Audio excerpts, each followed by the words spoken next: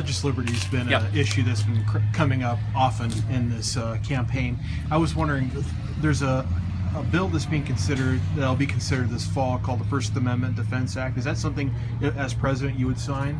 Yeah, I would sign it, but I think it's important for us to note that when people file a bill, that doesn't mean it's going to become law. A lot of people say, I'm going to file, I'm going to introduce an amendment. What's important is, when does it get signed? When does it become law?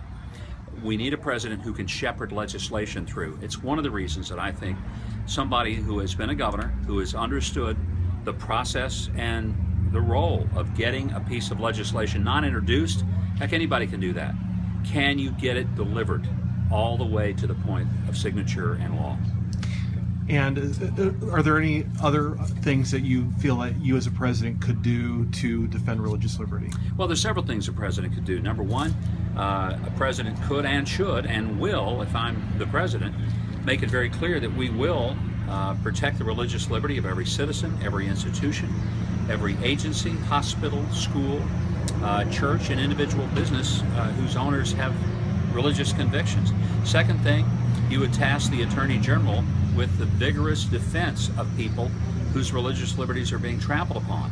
Instead of going out to Oregon and trying to hurt people like the Kleins, you'd send the Justice Department out there to protect them. And the third thing is to make it clear to the Secretary of Defense that you expect the religious liberty of every chaplain and every airman, soldier, sailor, Marine, and Coast Guardsman to be fully protected. And if a chaplain wants to read his Bible, counsel people according to his faith, pray with them, whatever he would wish to do, that would be honored, and nobody would be able to interrupt that. And my last question, speaking of investigations, would you investigate or order the Department of Justice to investigate Planned Parenthood?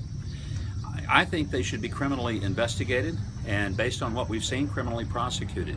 What they've done is apparently, from all clear indications, an absolute violation of federal law to sell the body parts of a human being for gain. And what they're doing is indefensible. And even if somehow somebody can say that it's not illegal, it's immoral, it's unconscionable. And it's the kind of thing that you would expect out of a barbaric society. You would not expect that out of civilized people. Thanks. Thank you.